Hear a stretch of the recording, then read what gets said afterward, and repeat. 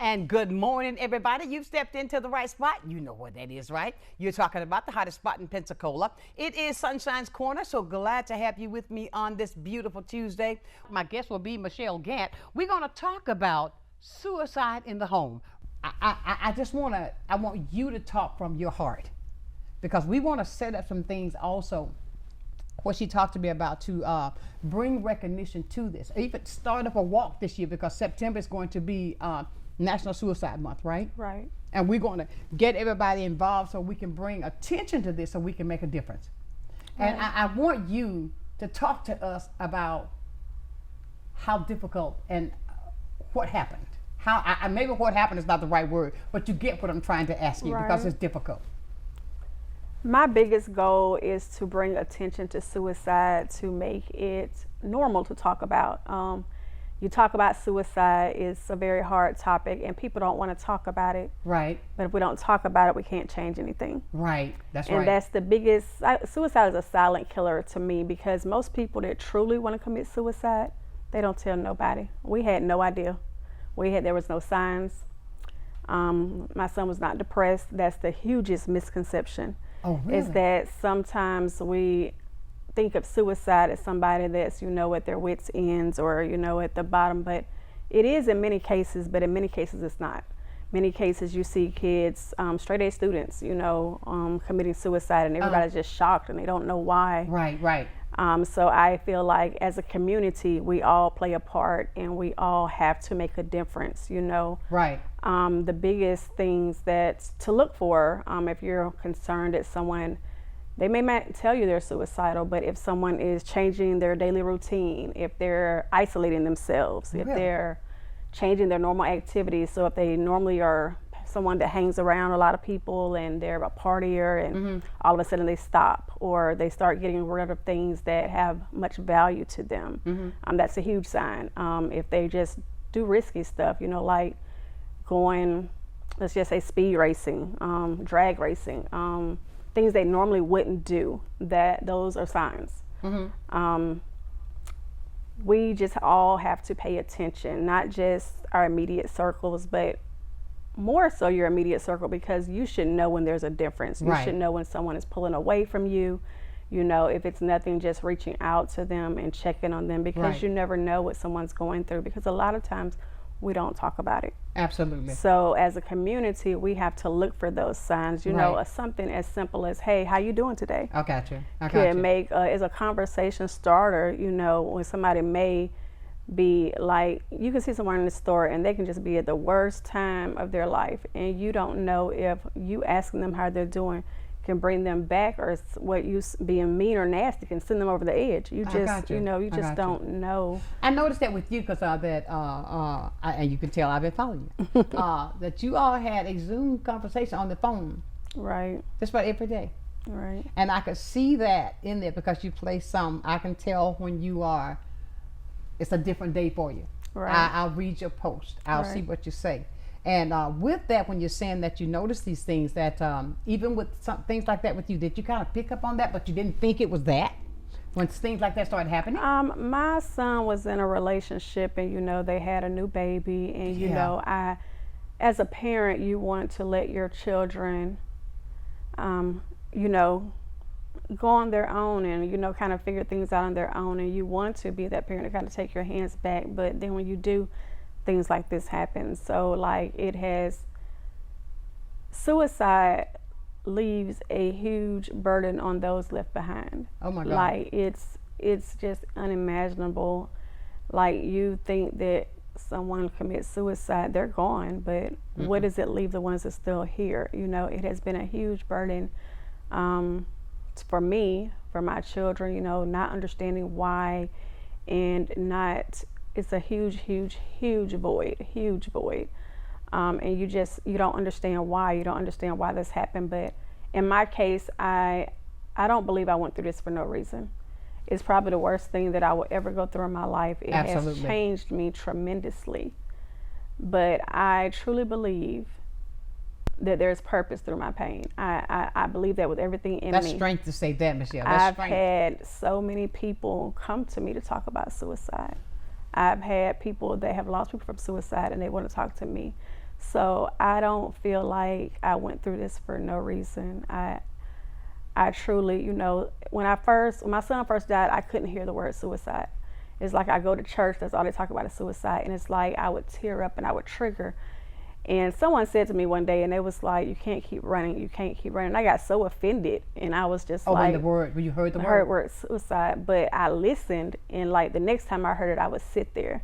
And so like each time it became easier and easier, and now it's not as hard for me to talk about because we have to make it normal to talk about suicide. It starts with mental health, but if you don't take care of your mental health, it leads to suicide. So if we're always uncomfortable, it's a conversation nobody wants to have. How do they get help if they can't talk about it? You got that right. You got that right. I speak of that often. And my biggest concern is it's happening to our children, young teenagers. There's been plenty of children in this community that have lost their hands by suicide. And like I told Sonshine, this is not about my son. Right. I want to honor my son. I had an annual walk from him last year, and I'm going to have it this year. But I really want the community to come together. I really want those that have lost a child to suicide, maybe a family member to suicide. Right. Honor your child. Honor your family member. I would love to see us create teams. Like, I have my team for Team Try. And then, like, if you had a family member, as you can see, I'm wearing my son's shirt. I see it. Jasmine, she's very good at these shirts, and she made them for me last year, so I kept the same style. But honor your family member and let your team, have your picture of your child or who you're, raising awareness for. Or even if you don't know somebody, maybe you have mental health in your family, and just support to prevent it. Exactly. Because we don't want to wait till something tragic happens and then we all in the community saying we shoulda, coulda, woulda. Amen. When there are so many great leaders in this community, there are so many parents, coaches, and we all have to be held accountable. Right. Michelle, when you say it changed you a lot, go into that for me. It changed me as I live in fear. I'm always afraid something bad is going to happen. I always, as a parent, I watch my children religiously, and I was like, I can't miss it again. Oh, really? So I try to be more open-minded now. I have a different perspective on life. I look at things differently. For teenagers, I want y'all to stop saying it ain't that serious. It is that serious. They do. A lot of times children, we feel, they're just being teenagers, or if they get into toxic relationships, or they're trying to vent, or they're trying to hang out, whatever, and it was like, it ain't that serious. It is that serious. So take the time to listen, no matter how it may not affect you, because everybody deals with things differently. What I may be able to, take and be able to go through, the next one may not. And That's right. Like, if you have a family, be blessed that you have a family, but everybody doesn't have that. Absolutely. Some children go to school and are in foster care. They just need somebody to talk to. A lot of these, sometimes as a parent, even as a child, I didn't always feel comfortable talking to my mom about certain things. That's right. But so everybody should have that one person that they feel comfortable with, without no judgment, without looking different, because I feel like that's the biggest thing with social media. Society has made these teenagers feel like they have to live a certain life, they have to wear the certain things, they have to have certain hairdos, or they don't matter, or they feel less than. Right. And they shouldn't. Every child should feel special. Every child should feel loved. Every child should feel supported. Right, most definitely. Now, I've noticed that you've always had that relationship with your kids. Yes. I mean, from the very first time I met you years ago. Yeah. I mean, you've always had that close relationship with your children, and I commend that. You and your daughter is just. Yeah. When I look at her, I see you. Right. You know what I mean? Look, I mean, that made you smile. Yeah. But what I'm saying, what my next question is, how are they dealing with it? Are they helping you get through this situation? Are you all just helping each other? We're helping each other, but my children don't like to talk about it. They don't? I think it's too hurtful. We'll talk about it sometimes, but like just the norm, we'll talk about the good times. We try not to talk about, what happened. The incident, sometimes it's, like when his anniversary comes around, it's just hard to believe that he's still gone. to me, I still haven't accepted it. I was right down the street today, actually, before I got here, and I was just like, 1 minute I'm okay, and the next minute I'm like, I really can't believe he's gone. Like, for a mother to know that you'll never see your child again, that's an unimaginable hurt. You know, to know I'll never know why. Right. I'll never got to say goodbye. You know, but you just never know. I see you the just relationship never know. you're dealing with his daughter. Yes. I think that's beautiful because you've got a piece of him Right. right there, you know. And all I can say to you is my heart. I can never feel. I cannot say I know what you feel because Right. I'd be lying if I did. But I can say this much, that I love you enough to say this, that I'm praying with you, that to give you the strength to continue to go through what you're dealing with, because I never can imagine. And I just want you to know, I commend you on your strength of coming in here today. Thank you. Because when I asked you, I didn't think you were going to say yes. I really didn't, because I said, okay, Lord, should I ask her? Should I ask her? And but because I want to help. Right. I want to help in any kind of way. And what I want everybody else to do today, we're talking about a conversation here that's hard. This is a difficult conversation that you can be a part of. If you would like to give Michelle some encouragement, if you want to tell her how you can help to get this walk started up that's coming up in September, then you can do that as well. 850-432-7768. That's the number you can call to be a part of. You see, I'm looking down. I'm not looking down at my shoes. I'm looking down at that number, okay? But what I'm saying to you is you can be a part of this conversation. 850-432-7768. We're expecting a call also from Lakeview, so we can get Lakeview involved in this as well. Miss Autumn McAllister, she's supposed to be calling in, coming up in a little bit, so we can talk. I want everybody to hear what we're saying, because we're going to speak the loudest, so we can bring that attention to what's needed.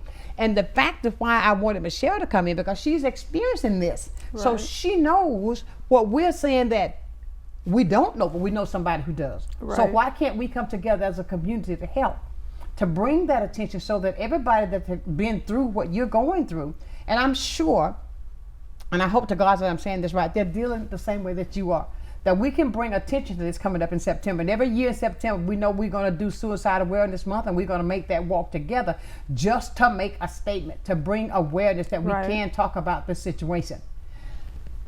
Community, everybody that listens and that I run to every day, please, let's come together. And Michelle, I tell you, when I look at you, and even from the day when I got the news, I couldn't call you right then because there was nothing I could say. But what I did do, I started to pray for you. But I want you to know, I believe that you're sharing your story with everybody that's listening to, like you say, some people say, oh, what's the what that slang that the young people use? We're going to talk about that more, but we're going to take a commercial break, and then we're coming back and we're going to go into that, because I want you to share your feelings on that. Okay. Everybody, please stay with us right here, Sunshine's Corner on Blab TV.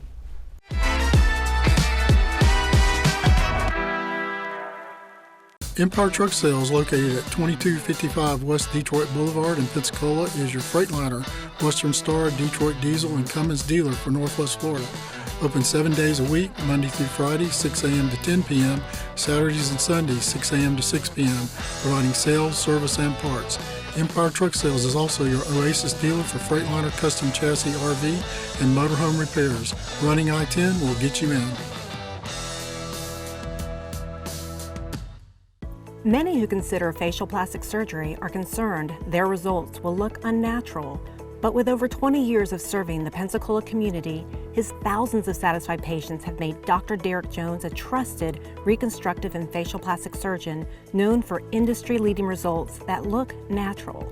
Call 850-484-FACE to schedule a consultation at one of our locations in Pensacola and Gulf Breeze. I'm Dr. Derek Jones. Trust your face to a facial plastic surgeon.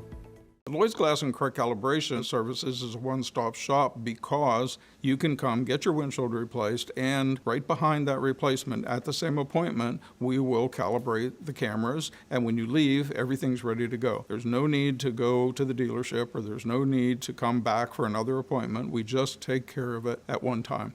We put the customer first, and we strive to do everything right the first time. Lloyd's Glass and Correct Calibration Services, your one-stop shop with same-day service.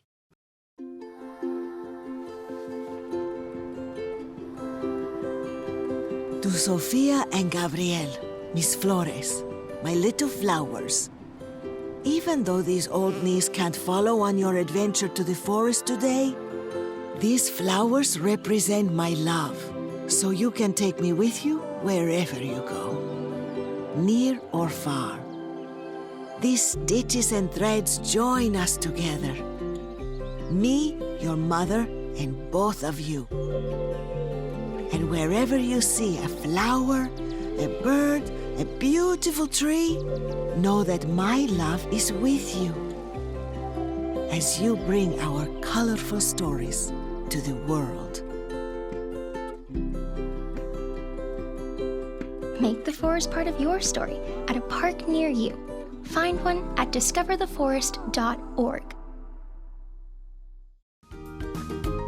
Animal Allies is looking for volunteers, and there are many ways that you can help. From taking care of cats to using your computer and social media skills, any and all assistance is greatly appreciated. We have morning and afternoon shifts every day or help at adoption events. You can even foster a kitty at home. And it counts towards community service hours for bright futures. Find Animal Allies Florida on Facebook and Instagram, or go to aaflorida.org/volunteer.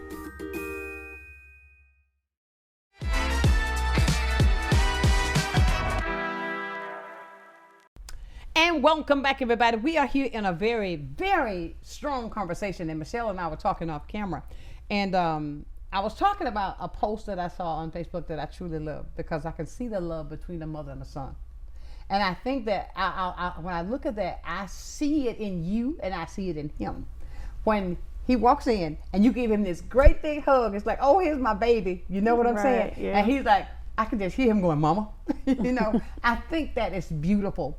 And I think we as a community got to learn how to say I love you more, and not be so judgmental about things that you don't understand about a relationship. My son and I hug him like that too.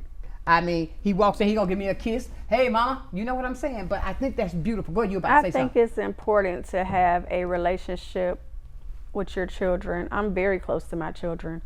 Hold on one second. Autumn's on the phone. I want to say this. Let's Okay. Hello. Autumn? Yes, hi. Hi, good morning, Autumn. Let me introduce you to Michelle Gant. She's here with us. She is the mother of a suicide victim, and we want you to be in on this conversation. She was sharing a story right here, and you can hear both of us, right? I can hear you so far. I haven't heard Michelle. Okay. Hey, Autumn, how you doing? Hey, Michelle. Yes, I can hear both of you. Okay, now Michelle was about to share something about the experience, go about the love of you and your son. I was just saying I feel like it's very important for children to have a great relationship with their mother or father, you know, so that they're able to be emotional and, you know, express those times when they're not so happy, you know. Right.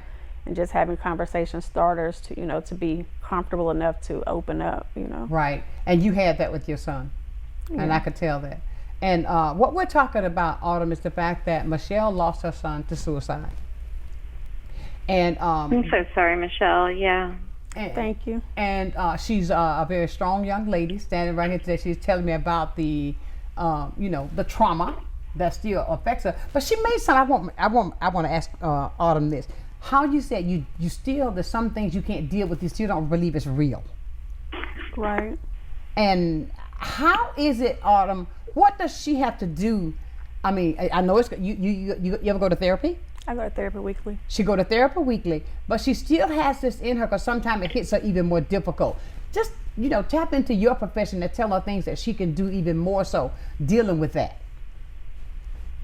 Well, it's not necessarily something that that you can deal with as opposed to how to cope with it, because unfortunately, you know, that's got to be the biggest loss a parent can have, you know. Right. And it is extremely traumatic, and when you lose someone in such a manner, and especially, it sounds like, Michelle, you had a very close bond with your son, and so anytime that we have anyone that has such a loss or has symptoms of like post-traumatic stress or even the initial shock, you're going to have those feelings of just being completely detached, almost feeling like out of body. Oh, really? Yes, and it's going to feel like you're watching it from the outside, and it's just kind of replaying from the outside, and there's that, it's very difficult to process an emotion with it. There's almost a void of emotion at that time, and so that's relatively, that's a part of the healing, that's a part of processing it, is just your brain trying to understand what happened, without having the emotional part attached. Okay. So it's almost like its own way of trying to heal. Yes, therapy is very effective. I would say one of my favorite modalities is in therapy is, processing, going through those emotions and that situation in a safe space. And there's different therapeutic models that people can use to do so. You just have to make sure that you have a really good relationship with your therapist. The other thing I would say is to always try to do things that you and your son enjoy together. And that way you're feeding your brain the positive connections, the positive memories, the positive experiences. So you have something to kind of counteract that whole negative trauma that you went through. So if it was, fishing or listening to music together, or anything like that, engage in those activities to just kind of reinforce those positive experiences that you do have emotions tied to. Absolutely. Well, you know what she also, I want to share this with you. I think this is a way that you're dealing with it as well, Michelle. She wants, with September being National Suicide Awareness Month, she's coming together now with the idea that she wants to start a walk to represent or to acknowledge parents, anybody else that's gone through this situation. Explain why you came up with that, Michelle. So I actually came up with it out of frustration. Pensacola has a National Suicide Awareness that they do every year. There's a walk at the Blue Wahoo, and I was not able to attend last year, and I really wanted to be a part. So I was sitting at work and I came up with my own walk. So I contacted a young lady to make the t-shirts, and I came up with I made a post, and family, friends came out, and we met at Seville Square, and we just walked. We said, what we wanted to say in honor of him, and we just walked. And so I had a lot of people reach out to me afterwards, and they didn't know about it. And so I said I was going to do it annually. And so that's something that I'll always do, but I really wanted to incorporate other families as well, because there's such a great need to bring awareness. So that's a mechanism I think that she's using, Michelle. What we want to do also, Autumn, is to get maybe even with the Lakeview Center, so we can get the word out, because I'm sure she's not the only person that's dealing with the issue like this. And I think if we can come together in Pensacola to bring all the entities to let it be known that it's okay to talk about it, so that we can keep that awareness up with the people here. We hope that Lakeview will be there with us when we come together with this walk coming up in September to bring awareness. We can get speakers there to talk about this. And this is in the phases what we're trying to do, Autumn. And I think that when she came up with this, that's her way of connecting and remembrance with a positive thing for her son. Wouldn't you say so? Oh, absolutely. And we would love to be a part of it. And you're absolutely right, Michelle. This is, we do talk a lot about suicide prevention. One of my programs is the mobile response team, and our main goal is suicide prevention. But what happens to these families when they do lose a loved one to suicide? And so having more awareness on that, connection and support is so important in our community, because it is something that happens more often than we talk about, and there's some stigma towards it, I think, that that needs to go away. And you mean a stigma like where people don't want to talk about it, Autumn? Is that what you're saying? People don't want to talk about it? The stigma you mean? Or they don't know how to talk about it, or they don't know exactly what to say, or any of that stuff. And so having that out in the open and know that, okay, this happens. This is part of life. It really is. And feeling that connection and support is just, it's so important. And so, yes, we would love to be a part of that. Well, thank you, and I'm hoping that all of the community that's watching today will also grab a hold, because this is not just going to be a walk; it's going to be an information link as well. That you will be able to bring people together to talk about the hard conversations. I do believe, because I agree with something Michelle said earlier there, Autumn, that if you don't talk about it, you can't get through it. Don't put it as if it's something that, oh no, this is hidden, we can't talk about this. This is something that that we need to talk about. That we can have speakers there at the walk. We can get people there to bring this out in the open so that we'll be able to deal with this even better if this should happen to you and your family. Right. Right. And and Michelle, I tell you, I do want to say this. You have to know what to look for, and you have to kind of. It's almost like it's a mystery. So if I asked you if you were suicidal, and you was like, no, I'm not, but I see your behavior changing. I talked to my son about suicide a month before he died. One of his other friends committed suicide 1 month to the day before he did, and I remember talking to my son, and I said, you can always talk to me no matter what. And my son grabbed his chin and he said, I never do nothing to me. I love me. So even when somebody won't vocally say they want to commit suicide, we have to read between the lines, so to speak. Okay. If there's actions or, their behaviors are changing, sometimes we have to be that person, because people don't like to talk about it. Mm-hmm. They don't like to come up because it's almost like they feel like they're failing, or I felt like my son didn't want to face me. He doesn't want to be a burden. He doesn't want to let anyone down. Right. And I don't know why the stigma is people feel like if you go to therapy or if you want to talk about mental health, it's a sign of weakness, when actually it's the complete opposite. To me, if you talk about it, if you open it up, it's a sign of strength. It's a sign of I want some help. Absolutely. And I'll say this too, Autumn, I'm going to say that I'm pretty sure, Michelle, you probably learned this. Even in our community especially, we think that there's something wrong with going to see a therapist. We do. We think that is something wrong. Oh no, I'm too strong for that. I was raised in the church where you didn't talk to nobody. You prayed about it. There you go. But prayer is good. Don't not get me wrong. But you got to put work with that prayer. Mm-hmm. You got to do something behind it. And we need to get out of that. Don't talk to a therapist. You need to talk to a therapist. You need to talk to someone that is not. It's good to talk to family, don't get me wrong. But it's better to talk to someone that is not biased. They don't know the situation. Yeah. They don't know you. It's more, you're more open to really open up without, because this person doesn't know me. I don't have to worry about them judging me. I don't have to worry about them going back to tell my mama or, breaking that confidence. You don't have to worry about that. And it's just a safe space that you can really talk about, whatever you want to talk about. Mm-hmm. They only have to report if you're going to harm yourself or harm someone else. They do have to report that. Okay. But other than that, you have a comfortable space to be able to talk to someone. And if you're not there yet and you just say, I just can't talk to anyone, journal, write it down, get it out.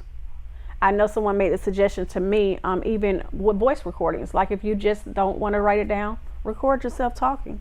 And go back, you ever come back? It's a release. You've gotten it out. Don't have it on the inside. You've gotten it out. And that way, if you needed to go back and listen, you have it. And then you can kind of see where you've grown from it. Because I haven't been able to journal. And I know somebody made that recommendation to me. Okay.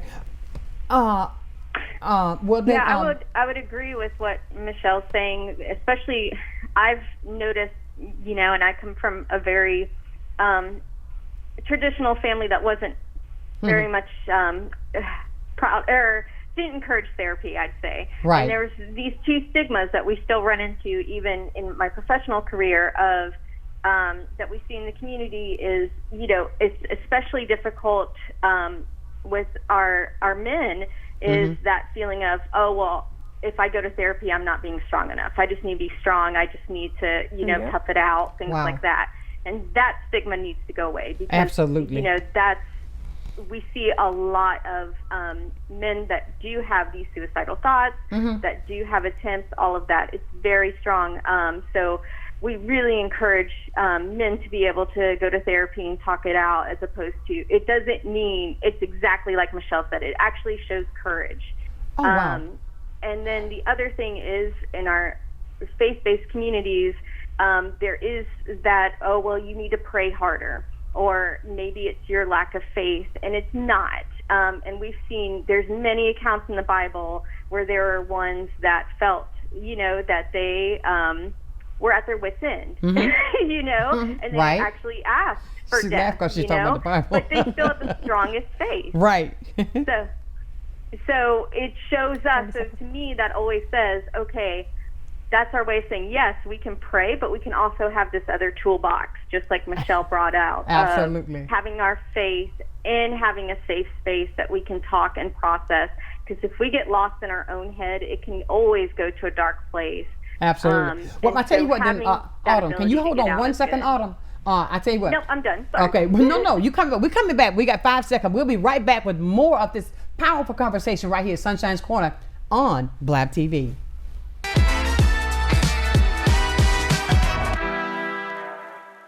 Need a new outfit for a special occasion? Look no further than Viola's Men's Apparel. Viola's has been providing the latest styles and accessories in Pensacola for over 20 years now. We have clothes for every occasion, and we offer consultations and group discounts. You can trust that our care, quality, and class will be unmatched. Viola's Men's Apparel for all of your menwear needs. This is Wayne at Icon Automotive in Robertsdale, Alabama, and I wanted to tell you more about our powertrain warranty forever. It comes with any vehicle we sell that has 80,000 miles or less at no additional cost to you. We put our vehicles through a tough safety and mechanical inspection before it can have the powertrain warranty forever, giving you a peace of mind with your purchase. This warranty is good anywhere in the country, and it covers 100% of parts and labor with no mileage limit, and is covered as long as you own the vehicle. Come pick out your dealership car at non-dealership pricing with a powertrain warranty forever at Icon Automotive. Life doesn't always give you time to change the outcome. Prediabetes does.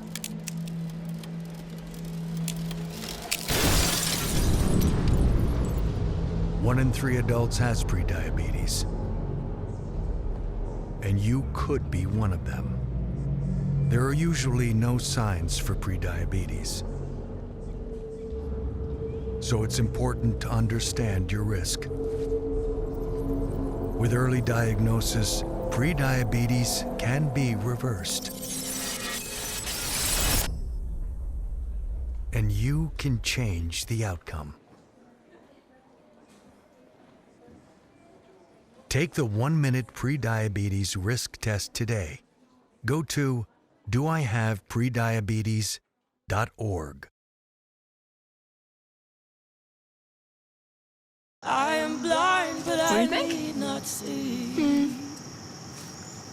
I know this road is there for me.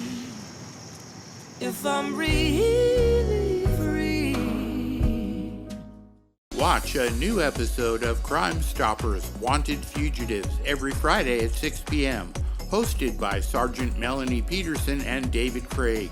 Your tips may be eligible for a cash reward, featuring items about officer training, various aspects of police work, and crime prevention information. You'll hear about upcoming family-friendly engagement events as well. Don't miss Crime Stoppers Wanted Fugitives every Friday at 6 p.m. Hi, my name is Brett McCabe. This is my wife Tanya, and we're the owners of Pensacola AC and Auto Service Center. From the moment you walk in the door, we are here to take care of you. Honesty and excellence are the standard of our team. Our goal is to give you peace of mind from oil changes to AC repair. All of our repairs come with a 3-year, 36,000-mile warranty. We have a clean, welcoming waiting room with free Wi-Fi. When you leave here, you will have peace of mind. Come visit us and experience auto repair from people who care. And welcome back to the hottest spot there is in Pensacola. We're talking about Sunshine's Corner, where we talk about the difficult conversations, and you know this is a safe place to do that. I want to go back now and go back to what we were talking off screen, you know, like, hey, we're big time. Hey, speak it. Hey. But what I'm talking about is the fact of, I was sharing with you also about the fact that even myself to this day, and I really think I need to go talk to somebody, because the things that I hold in, because I'll say, oh no, I can do this myself. I got to do this. I got to do this because, everybody's watching. I got to do this. When I know I need to go get help, and I got to get over that. And I think everyone should be in therapy. Unless you're perfect and you don't have no issues, you should be in therapy. Because even if you're okay, it's important to take care of your mental health. That you owe that to yourself. You have to invest in yourself, because we all go through different stages of life. Teenagers really need therapy. They go through puberty, then they go through fitting in, peer pressure, you name it. So I feel like it's very healthy form of living to be in therapy regularly, so that when you go through those different stages, you're already established with a therapist. You already feel comfortable. You've already built that safe space. So, well, it's not like, because I know the number one concern, I did a podcast last year, and the number one concern was not having therapy and people not having insurance. And that's a bigger concern. So you don't want to wait until you're in a crisis situation. Of course, Lakeview is there to call, but you don't want to wait until you're in a crisis situation and it's immediate and you need help right now, and it's almost emergent in trying to get in, because that can be detrimental. Really? Autumn, does Lakeview provide any services for people who do not have insurance? Oh, absolutely, yes. So we have our Central Access Center, and we provide therapy for those that do have insurance. We provide therapy for those that are on Medicaid, Medicare, and those that do not. We have a sliding fee scale. And so, yes, you can get in touch with our Central Access Center, and they'll get you assessed, see what services are most appropriate, and can get all of that registered and done for you. Absolutely. Now, you were also talking, Michelle, about the fact of how your daughter has not wept, nor will not talk about her brother. And will she consider going to get therapy, you think? Maybe soon? We've talked about it, but like I told both of my children, they didn't want to go to therapy, and I don't want them to be forced. I want them to go when they're ready, willing to go. I talk to my children. I check on my children consistently. If they're not eating, if they're sleeping too much, I try to make sure that I'm just reaching out. My daughter just moved out, and I talk to my children every day. I cannot rest if I do not talk to my children. I tell my children I love them every day, no matter whether I'm upset, no whether I'm happy. That is very, very important. You should always tell your children you love them. I cannot tell you how many children I've heard don't hear those words. Now, I'm going to mimic that, Michelle and Autumn, because I often say, I said that just a little while ago. I think we need to learn how to say I love you more often and mean it. Don't just say the words, but mean the words when you say it. And it's okay for me to walk up to you and say, hey girl, I love you. You know what I mean? And stop just holding that in. Is something wrong with letting that emotion out? When my son passed away, as you can imagine, that was a very hard time for me. But what a lot of people didn't realize is I didn't have a support system. I'm adopted, so it's just always been me and my children and my brother. And the community held me up. They don't know it.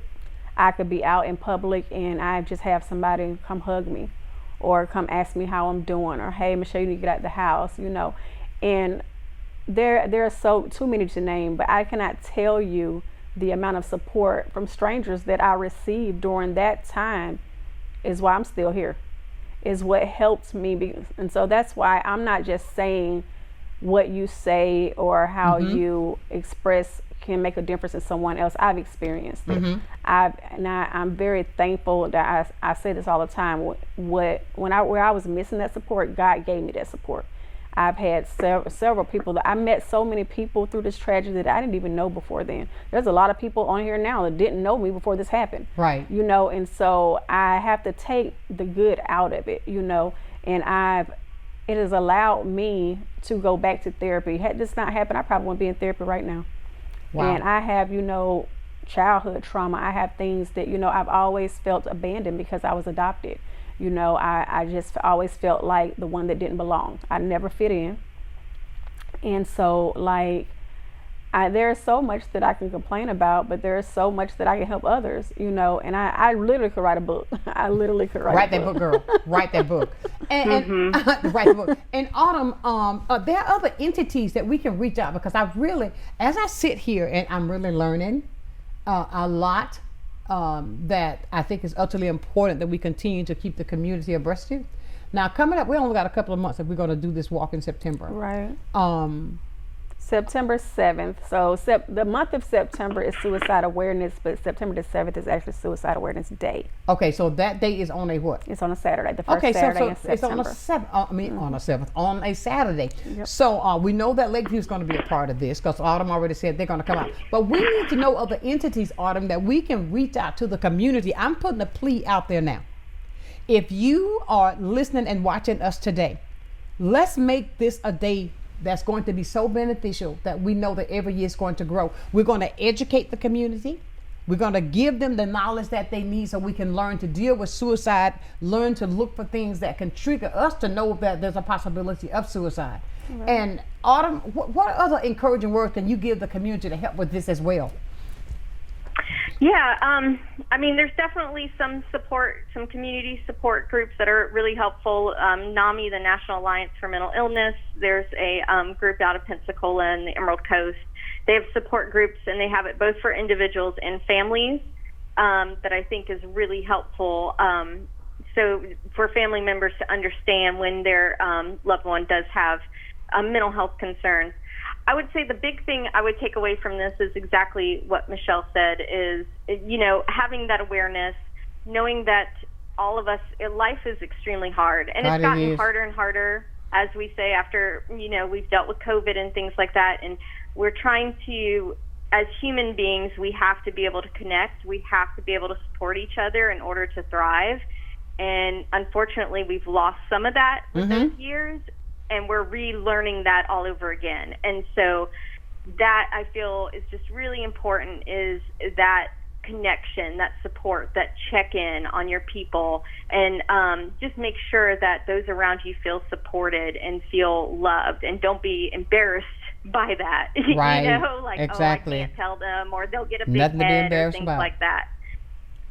We need that, you know, we need that now more than ever, because everything's so digital and everything's so isolated. We need to connect. So yeah. Absolutely. And we need to, as a community, be that safe space. If Sonshine came to me in confidence and she was going through something detrimental, I don't have any business going to tell Keisha what Sonshine told me. You know, we have to really, because that's why people don't talk, because they don't want everybody in their business. They don't want people looking at them different. I don't know why I felt led to say that, but they don't want people judging them. But we have to be careful of what you laugh at. Be careful with whose situation you look down on, because it could very well be your family the next day. So, but if someone comes to you in confidence and they trusted you enough to open up to something they didn't really want to talk about, don't go telling it. Keep that in a safe space, because what happens is when they open up and talk, now you don't want to tell their business. Next time I'm just not going to talk about it. Exactly. Next time I'm just going to hold it in, you know. And a person can only hold so much. And I think that will help people be open. If I know, hey, my girlfriends, I know I can go talk to them. I know I ain't got to worry about nobody hearing about it. It will make people more comfortable to want to talk about it. Absolutely. And you're saying so many things, like, you want my shoes? No, Autumn, you're laughing. But I did want to bring out one thing that Michelle just touched on, is if you don't feel like you have the capacity to hold someone's thoughts or someone's feelings, because a lot of the time, let's be honest, there's a lot of people that don't, you know. Right. You got that right, Telegraph. And our friends, yes. So there are obviously you can always call the mobile response team, and our number is 24 hours.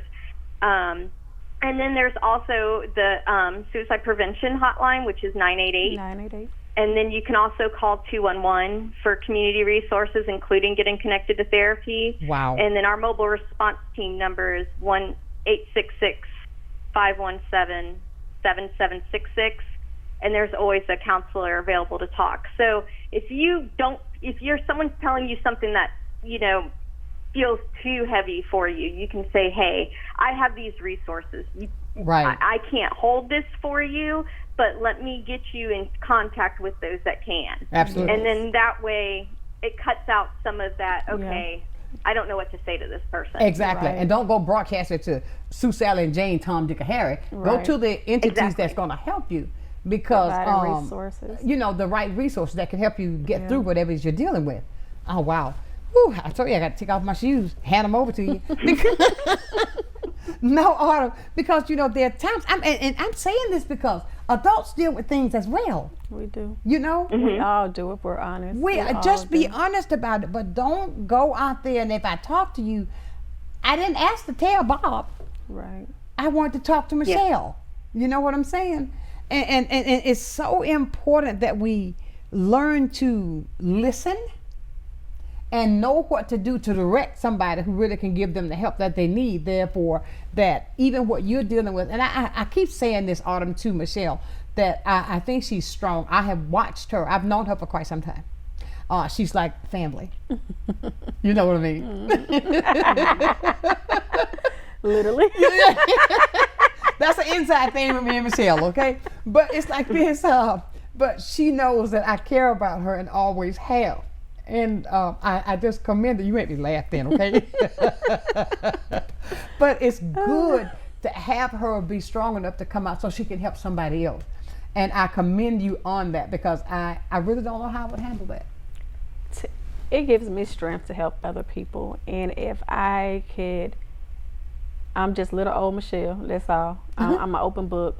But if I can help any other family for going through this nightmare, then I feel like I've served my purpose. Like, that is all I want to do. I want to bring awareness, and I want to keep other families, because, you know, it has become quite significant for me now, but I wish it was significant before my son. I wish I didn't have to lose my son for me to be aware. I wish I didn't have to go through these shoes in order, you know, to be more prompt now. Right.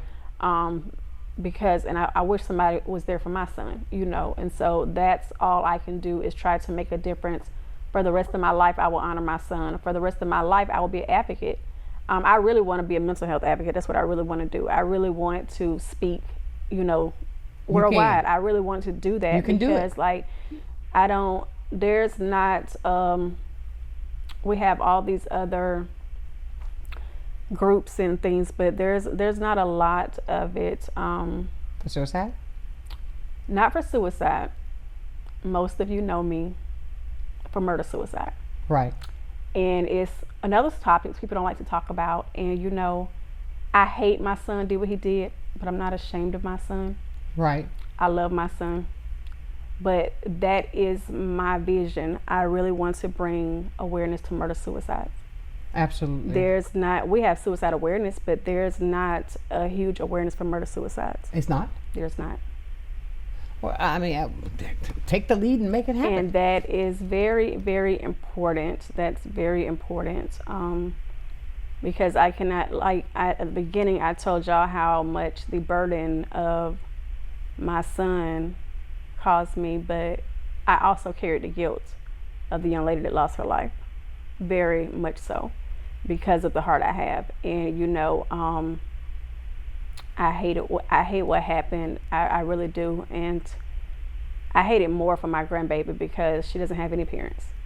Oh my God. And, you know, me and her grandmother are doing, you know, the best we can to co-parent. Oh my and, God. you know, we have established a great relationship, so I'm grateful for that. But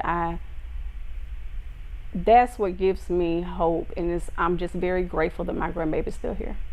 Absolutely. I'm very, very grateful, and, you know, I don't like that she doesn't have parents. Exactly. I don't like it at all. Autumn, is there any place that you can think of for victims for murder-suicide?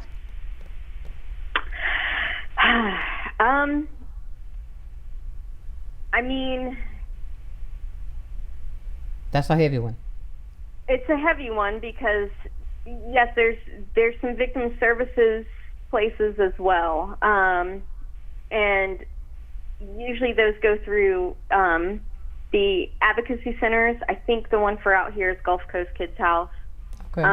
But I'm not sure. It might be through Favor House. I know there's same thing, go ahead, Michelle. Place on because I know my grandbaby was actually going there. There's a place for children that have lost their parents on Palafox. I can't think of the name of it. Oh, so it's good you got in therapy now. Yeah, so because she moved away, but she was going there before she left. But there's a place on Palafox that helps children that lost their parents. Oh, okay. Now, what were you saying, Michelle? I mean, not Michelle, Autumn.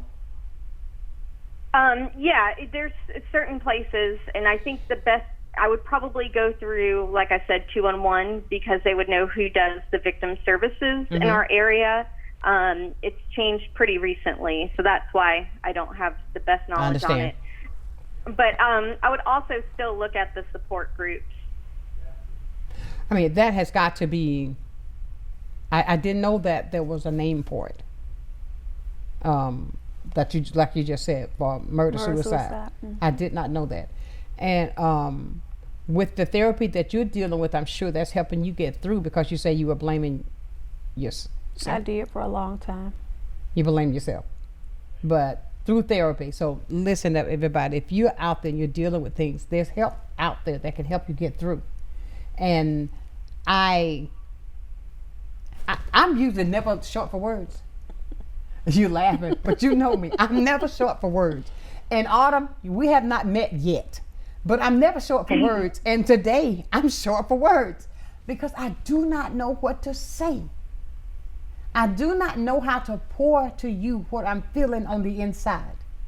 This is actually the first time I've ever spoke about it publicly, but I feel that, people need to understand, and they need to. It's heavy. And I agree. It's real heavy.